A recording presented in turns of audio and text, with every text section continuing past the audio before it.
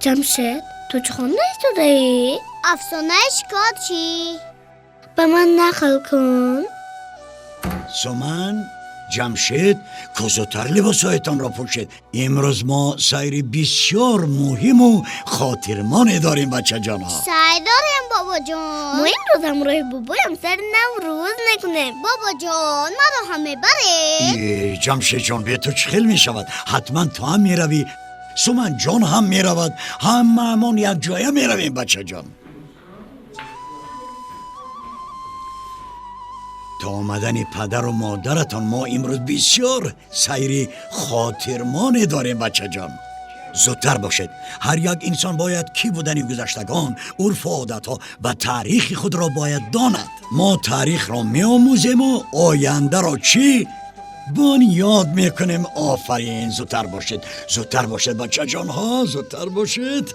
حرکت کنید، تیزتر. افتوب را بینید نبیره هایم، در نوروز شب و روز برابر می شود. فهمو؟ بله. 7000 سال پیش گذشتگان ما محض در آن همین روز سال شماری خورشیدی را چی؟ کشف کردند، اختراع کردند. و این سال شماری محض از 21 مرد آغاز می شود و در این روز ما کدام عید را جشن می گیریم؟ نوروز. آفرین نبیره های شیرین من، آفرین. حالا ما در این باره بسیار گپ میزنیم. رفتیم. ما به کجا میرویم بابا جان؟ به شهر دوشنبه. در شهر دوشنبه در پایتخت عزیز کشورمان نوروز شکوه و شهامتی بسیار خوب دارد. با آثارخانه ملی می رویم. درباره تاریخ نوروز، درباره تاریخ خلقمان من به شما بسیار چیزها را میگویم. فهمو نبیره های شیرین؟ بعد به کجا میرویم بابا جان؟ اگر من همش را به تو نقل کنم شوق و ذوق سفرچی نمیماند. برای همین بهترش صبر کنید. وقتی صبر کنی از غره چی؟ حلوا میپزد. آفرین. من اکنون در نفقم وقت زیاد دارم بچه جان ها. در این سفر من به شما بسیار چیزای عجایب و غرایب را درباره نوروز نقل میکنم. رفتیم بچه جان ها. آفرین نبیره های شیرین، آفرین. این سفر ما بسیار سفر خوب و خاطرمان می شود.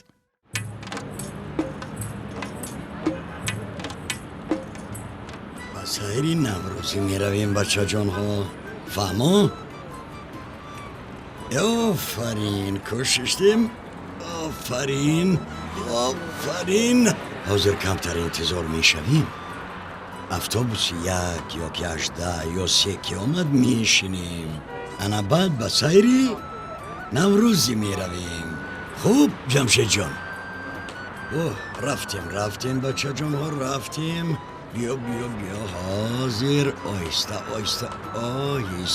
آفرین، سراسی من اشم. آفرین. انا این آمد نوروز است بچه جان. همه طبیعت زیبا می شود. حالا یک روز بعد در این ورزاب هم می رویم.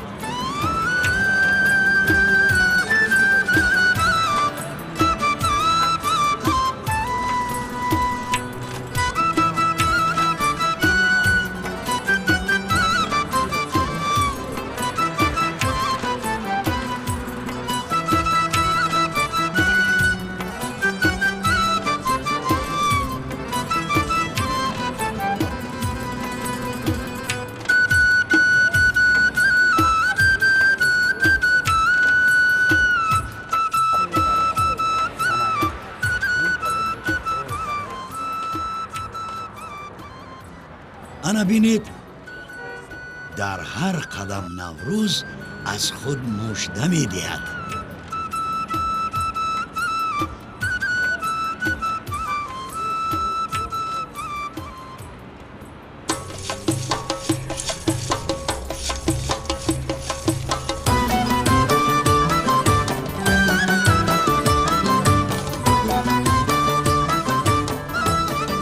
انا دیدید؟ آفرین. و این السلام توا جان، بیاید گذارید. مرحبا. سلام. آفرین. انا همین خیل در عرفه سال نو همه خانه ها را تازه می کنند، پلاس و کرپه ها را می تکانند، همه جا را تازه و آزاده می کنند. فهمان بیره های شیرین، بله. این یک رمز است. از خانه همه ناپاکی ها را بیرون می کنند.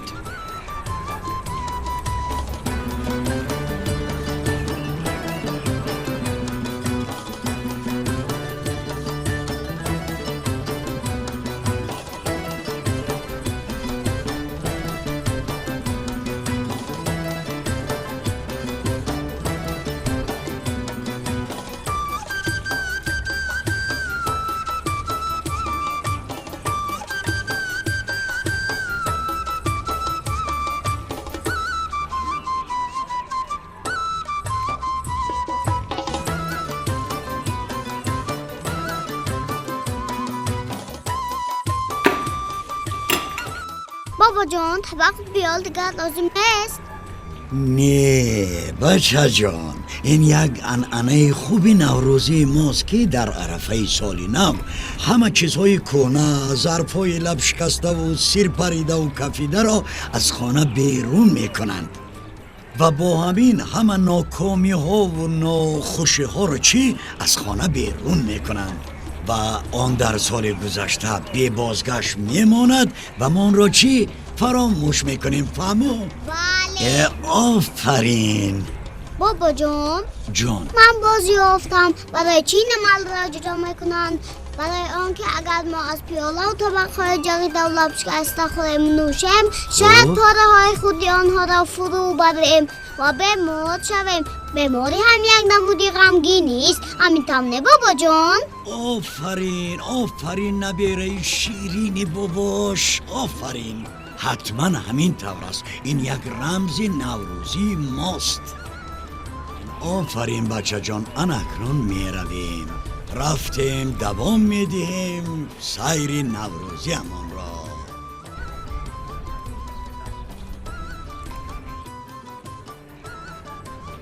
انا بینید یکی از عنعنه های خوبی نوروزی در آمدی نوروز هر یک محله، هر یک کوچه، هر یک خانه باید تازه و آزاده کرده شود.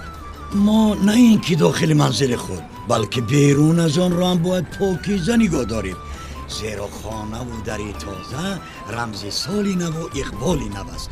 مردم باور دارند که اگر سالی نو را در خانه تازه و آراسته پیشواز گیرند، تمامی سالمان خوش و خرسندانه می‌گذرد. بابا جان ما باید فقط در جشن نوروز به تازگی و عبودی مشغول شویم. آفرین آفرین، سوال خوب داده. نه البته بچه جان، تازگی وقت و ساعتی معین ندارد، لیکن این یک رمز است. در عرفه آمدی سال نو ما چی خانه ها را می تکنیم، تازه می کنیم، می روبیم. نوروز مهمان است. ما باید نوروز را چی خوب پیشواز گیریم، لباس انعمی خیل تازه و آزاده پوشیم، خانه ها را انعمی خیل روبیم، تازه کنیم، آزاده کنیم. فهمو؟ بله بابا جان. آفرین نبیره های شیرین، آفرین نبیره های بابا.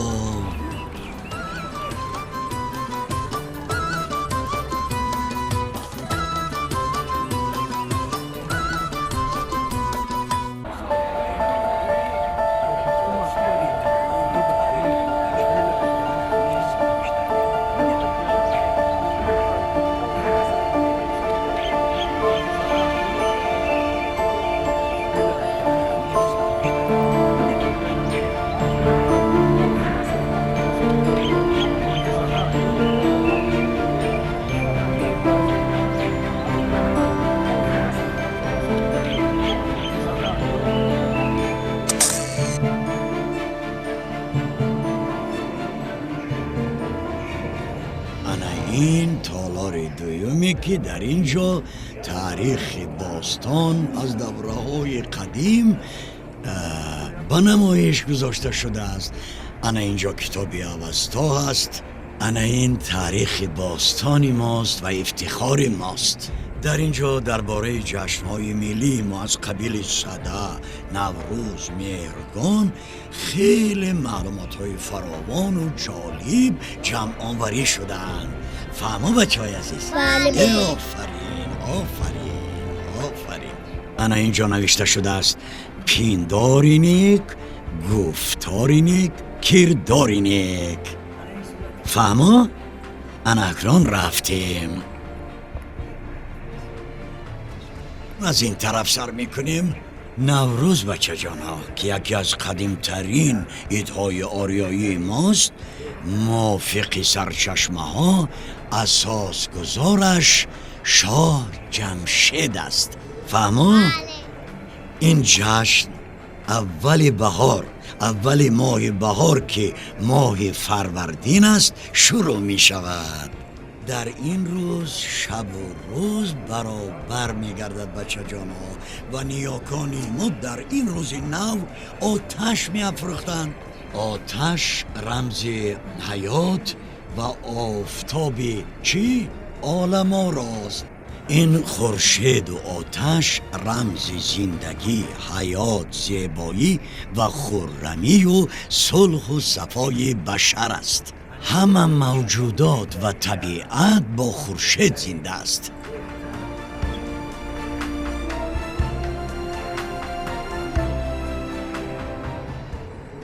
بابا جان جان نوروز از کلمه های نوروز گرفته شده است آفرین نبیره دانا حکیمن آفرین نوروز بسیار کلمه خوبی تاجیکی است و از دو ریشه نو و روز عبارت است و در تمام جهان با همین نام مشهور شده است نوروز خوش رفتیم بچه ها دوام میدیم تماشا را انا نبیره های بابا انا این خریطه دولت ساسانیان در دولت ساسانیان نوروز با تمام حشمتش جشن گرفته می شد انا این دیوار نگاره که از پنجکینت باستان یافتند بچه جان در آن تجلیل نوروز عکس یافته است انا همین خیلی نیاکانی ما در طول 100 ساله ها نوروز و آیین و مراسم های آن را جشن گرفتند و مردمی تاجیک و خلقهای دیگری همتباری ما در همه دور و زمانهای دشوار و پر از شور و شر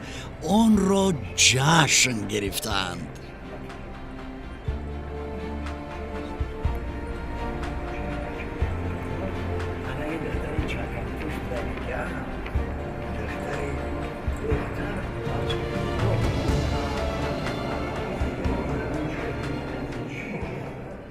بابا جان جان چرا نوروز 21 مارس تجلیل می شود؟ آفرین نبیره بابا اینا گوش کن چطوره که پیشتر گفتم عید نوروز ما در برابر شبی شب و روز چی؟ قید کرده می شد و به پیدایش سال شماری خورشیدی 7000 سال پیش عرض هستی کرده بود وابسته است طبق آن سال نو بهاران 20 و 21 مارس در روز برابر شبی شب و روز آغاز می شود که این روزها بهاری واقعی حکمران است موسم کشاورزی زمان انتظاری ها و امیدواری های دهقان آغاز می شود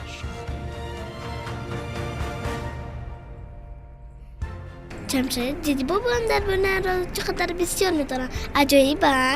بله سومن استادخانه هم با تو مخبول شد بله بابا معقول شد دیدید نبیره های شیرین در آثارخانه درباره نوروز چقدر معلومات های زیاد است معقول شد؟ حالا اکنون سایر نوروزی ما ادامه دارد رفتیم آیسته آیسته آیسته تر آیسته رفتیم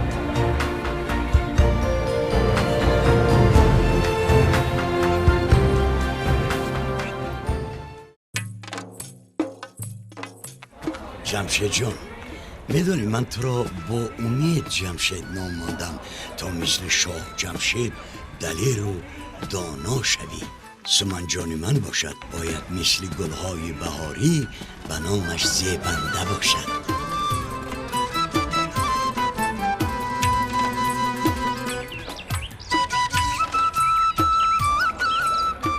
خوب بچه جان ها در آنجا آتش را میبینید بله بابا در جان. بین محله در آنجا مراسم چهارشنبه سوری است بچه ها فهمه؟ بله بابا بله جان این چگونه مراسم بابا جان این مراسمی بسیار قدیمه ما تاجیکان است بچه ها. مراسم چهارشنبه آخرین که آن را چهارشنبه سروک نیز مینامند، در چهارشنبه آخرین سال موافق تقدیم خورشیدی گذرانیده می شود. آدمان در چهارراه‌های آتش افروخته خرد و کلان از بالایش می جهند. در اکثر منطقه های کشور عزیزمان برای افروختن آتش 2 هفته قبل تیاری می دیدند و این مراسم با نام‌های گوناگون شناخته شده بود. در ناحیه روشن علو پرک را چهارشنبه سورک می نامیدند. در این منطقه دوردست تمام شب آتش فروزان می ماند.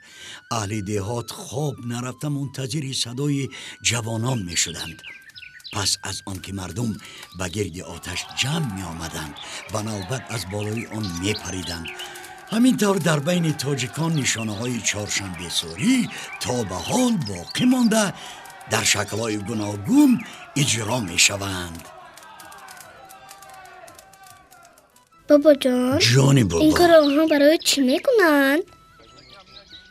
این کار را برای آن میکنند که در آمد نوروز و سال نو همه آن ناکامی ها و بدبختی های سال سپری شده را در آتش بسوزند و سال نو را با خوشنودی و تنی صحت و آرزوهای نیک آغاز نمایند. آنها به آتش مراجعت کرده می گفتند زردی ما از آن تو، سرخی تو از آن ما گویان.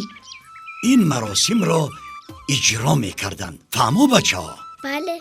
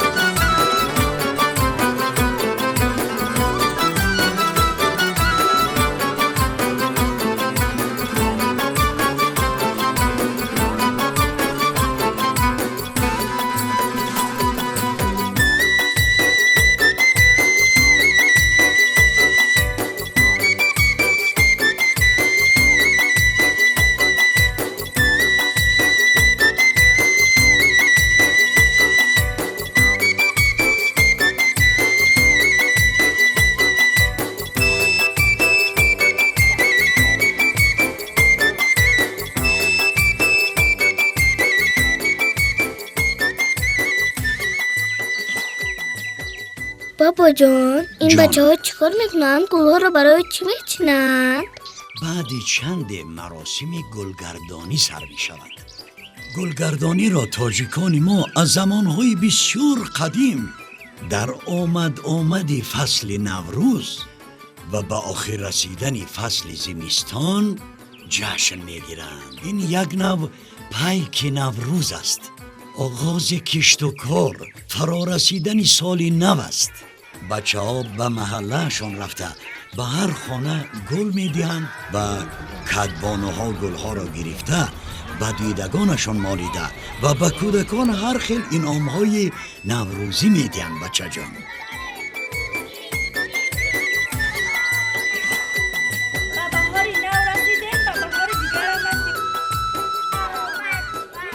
این فصل بسیار فصلی بزیبی طبیعت است. بهترین انا گل.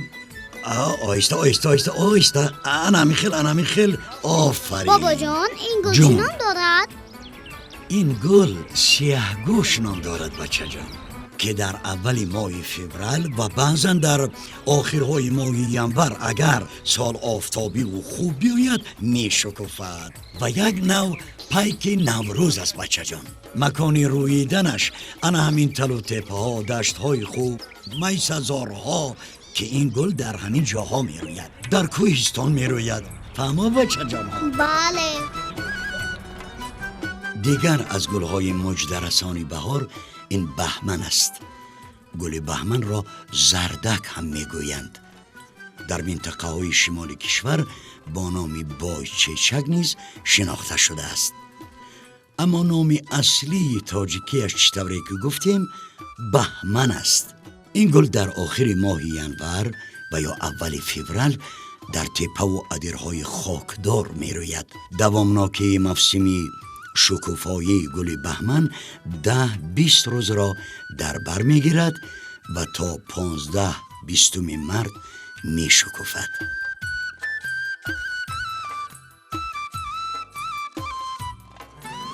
گل لاله نیز از جمله گلهای بهاری است اما کمی دیرتر می روید. این گل دوره خیلی کوتاهی نشأ و نما دارد. وابسته به نوع و نمودش گوناگون شکل و گوناگون رنگ است. لاله خودرو نسبتا نازک می شود و با شماره زیاد درون علفزارها می روید.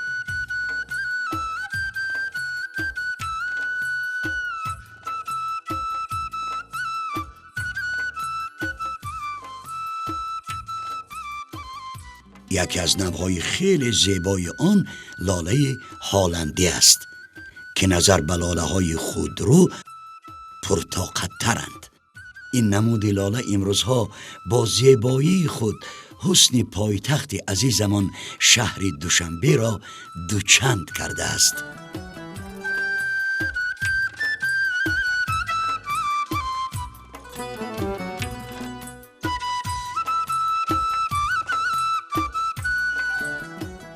در قطار گل و گیاهای بهاری قاقو نیز می ایستد. قاقو گل زرد دارد و تا 30-40 سانتی متر قد می کشد. قاقو از حساب تخمش پهن شده در یک سال یک بار می شکوفد. هنگامی به آخر رسیدن دوره شکوفایی آن رنگی سفید گرفته توسط شمال و گرد و اطراف پریده می رود.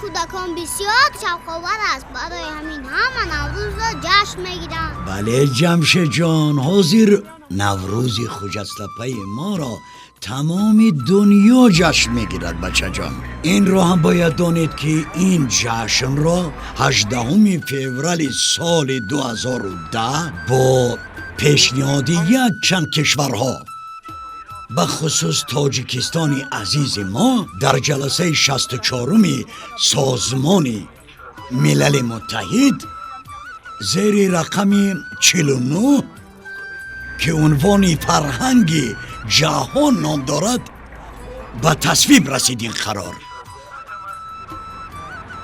همه ساله در تمام دنیا 21 مارس همچون روز بین المللی نوروز تجلیل گردد. انا همین خیل بچه جان ها نوروز خجسته ما جهانی شد. تاجیکستان وطن نوروز است.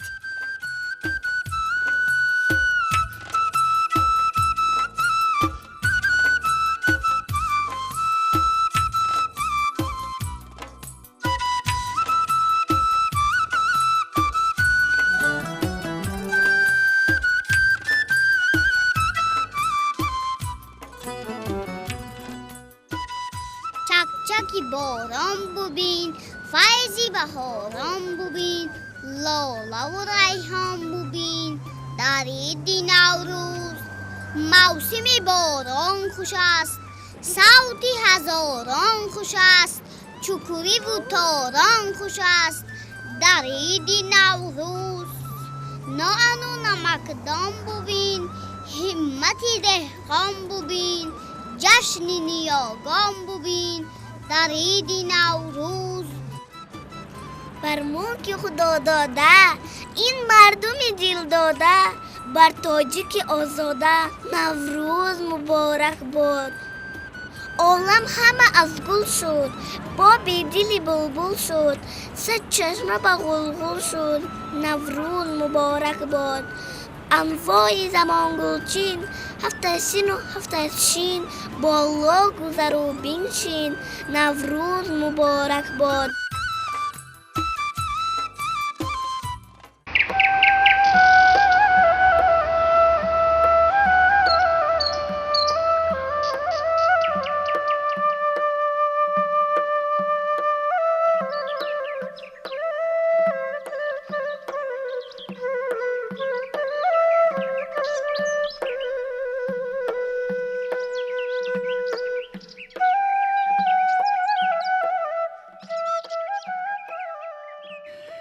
وقتی آن رسیده است که مرد دهقان دانه امید را به زمین پاشد و این با نوروز توأم است. هنوز گذشتگان ما در عرفه جشن نوروز زمین را نرم می کردند. این جریان کار دیرتر با نام جفت براران شناخته شد. در روز جفت براران دهقانان اول در خانه جمع آمده ضیافت آراسته با هم مصلحت ها می کردند. بعداً آنها برزگاو و آلات جفترانی را به صحرا برده به شاخهای برزگاوها روغن زغیر می مالیدند و به سر و بدن گاوها آرد می پاشیدند که رمز برکت و فراوانی حاصل را ifade می کرد. مقصد این مراسم مطابق کنانیدن برزگاوهای جفتی بعد از مدت دراز بیکاری به صحرا بود. موسم جفترانی را بابای دهقان موسفید با تجربه و روزگار دیده با اجرای رسوم کهن نیاگان افتتاح می کرد. سپس به کشاورزان دیگر اجازت می شد که به یخ سپار ببندند و جفترانی را آغاز کنند. با گذشت زمانها معنای بسیاری از بخش‌های این مراسم فراموش شد. به زمین در عصر 20 در ساحه کشاورزی تاجیکان دگرگونی‌های کلی به عمل آمد و جفت براران تدریجاً رنگ خود را دیگر کرد.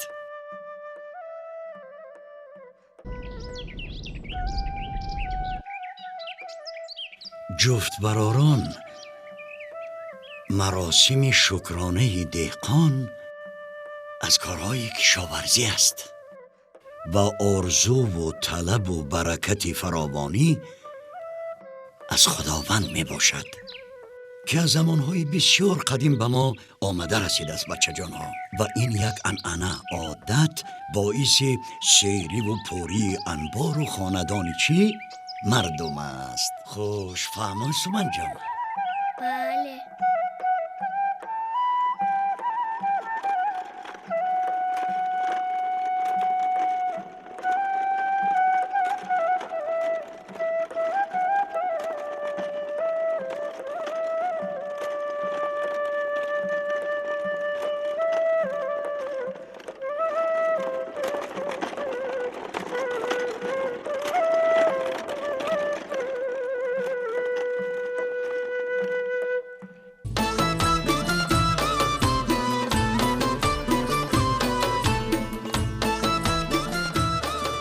بوی خوش را حس میکنید؟ احساس میکنید؟ بله بابا جان. آفرین آفرین. این همه بوی خوش و احساس بالیدگی از نوروز است بچه جان ها. در ایام نوروز طبیعت احیا میگردد، انسان نیروی نو میگیرد عزیزانم، دل و اندیشه ها به هم میآیند، آدم عملهای سخاوت، نیکوکاری و خیر و ثواب را انجام میدهد، به همدیگر شادی و سرور میبخشند. طبیعت هم از این کردار انسان ها خرسند شده به ما نعمتهای خود را هدیه میکند. فهمانه برای شیرین. آفرین آفرین. نوروز در وطن عزیز ما با شرافت استقلالیت دولتی با تمام رنگارنگیش احیا گردید و آن جشن ملی و دولتی ما تاجیکان گردید و پیوندگر نسل هاست. فهمانه بیرای شیرین. آفرین آفرین. به فکرم وقتی به خانه برگشتن شد پدر و مادرتون به فکرم ما را انتظارند. بابا جان جان من این ساعت بسیار پسند آمد. باز که ما سیر میکنیم؟ حالا ما در پیش بسیار سیرهای خوبی دیگر داریم بچه جان ها. فقط همین را میگوییم که ای خداوند زمین و آسمان، ای خداوند زمین و آسمان، تا به نوروزی دیگر ما را رسان.